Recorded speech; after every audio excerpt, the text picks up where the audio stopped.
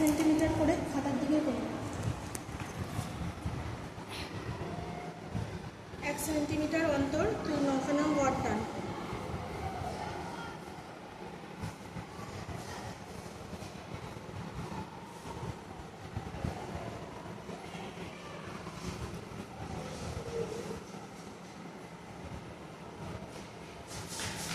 Hello, ওপরে দেখ, ওপরের ঘরগুলো তাহলে কটা হবে?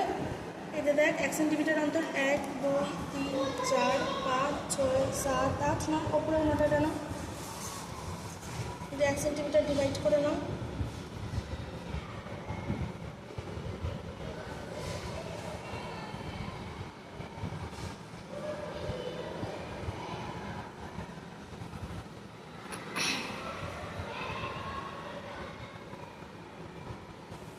হলো, যদি বাকি পড়ে থাকে সেই অংশটা মুছে দিতে হবে।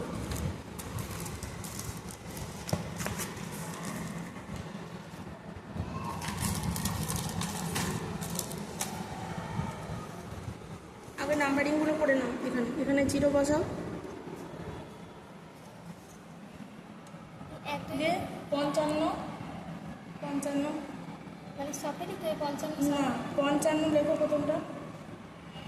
দেখো 0টা মানে এমন মেনশন করব যাতে ওপরেরটাও ঠিক থাকে। করো 0টা এখানে লেখো, আর পাশে 55টা এখানটা লেখো। এই পাশে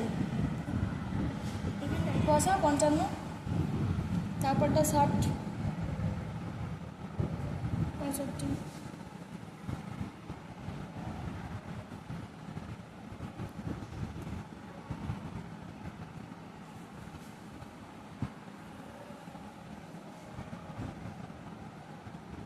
ক্যাপে দাও 100। হলো, ওপরের দিকে দেখ, আমরা যে এটা ধরেছি 2 সেন্টিমিটার, তাই তো? তাহলে 1 সেন্টিমিটার করে হলে 2 4 হ্যাঁ 6 স্কেল না, আমরা দেখ ধরেছি তো স্কেলটা 2, তাহলে পরে এই যখনই আমরা স্কেল ধরেছি এই দিকে তোর 2 গ্যাপে গ্যাপে করতে হবে। 2 4 6 8 করে এটা উঠবে।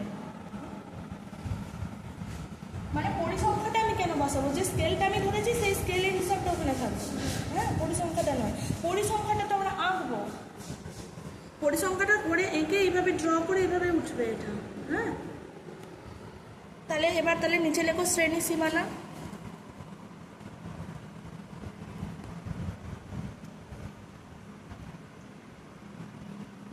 ব্র্যাকেটে প্রাপ্ত নম্বর।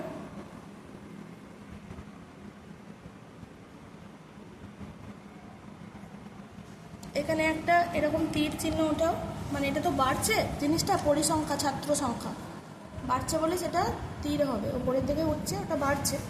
তীর পর দিয়ে পাশে এখানে লেখ পরিসংখ্যা ছাত্র সংখ্যা।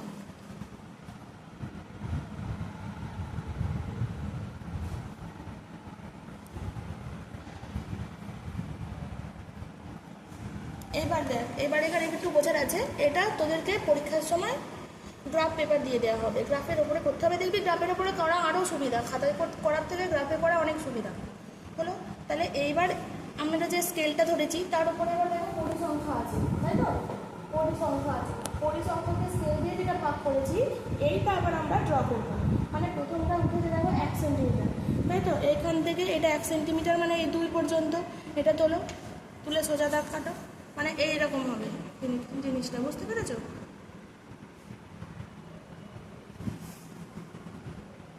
দাগ কিন্তু উঁচু হবে না, কিছু হবে না, ওই বেরোবে না দাগ। তারপর একটা নিজে নিজে বলো কত হবে, তারপরের বারটা 4 না 2 কেন হবে? এটা তো ভাগ করে করে এটা করা হয়েছে। 2 সেন্টিমিটার ওঠাও, এখান থেকে 2 সেন্টিমিটার ওঠাও, স্কেল উল্টাও, মানে 4 বছর পর থেকে পরেরটা থেকে 2 সেন্টিমিটার, এইটা থেকে 2 সেন্টিমিটার তোর, মানে 4 বছর তো এখানে বসা, 2 দুই এখানে বস, ওটা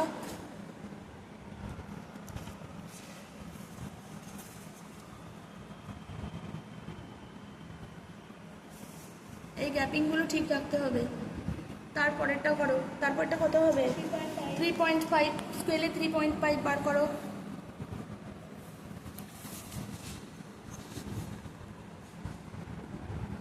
উল্টো উল্টো হচ্ছে, সেন্টিমিটারে আসো। বুঝছো তো হাতে কলমে করার কত দরকার আছে। 3.5 নাও।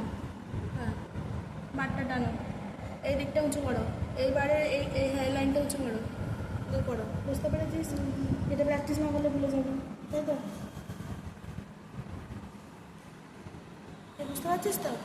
অর্ঘ, তারপরে পরের দিন করে এনে দেখাবি, আর একটা ডেটা দিয়ে দেবো, সেটা করে এনে দেখাবি। সাঁতরের বইটা কিনে ফেলবি।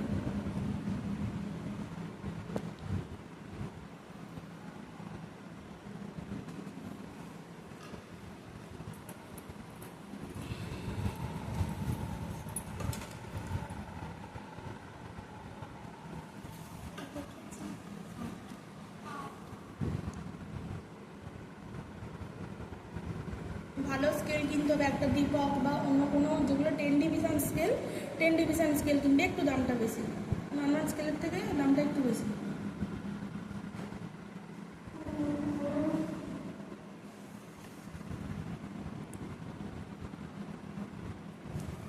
দেখ, যারা ক্লাস করলো না এরপরে কার দোষ বল? পরে শিখতে আসবে তো ওরা একই জিনিস।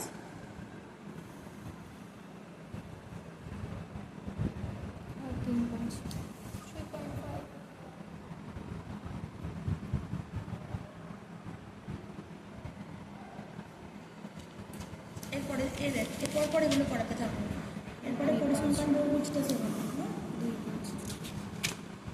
সপ্তাহে একটা প্র্যাকটিক্যাল হবে, যেহেতু তোদের এখন থার্ড সেমিস্টারে শুধু শর্ট কোশ্চেন আছে, সপ্তাহে একটা করে প্র্যাকটিক্যাল করে দেবে। পরিসংখ্যা বহুভুজ আছে, এইটা হচ্ছে অজয় আছে।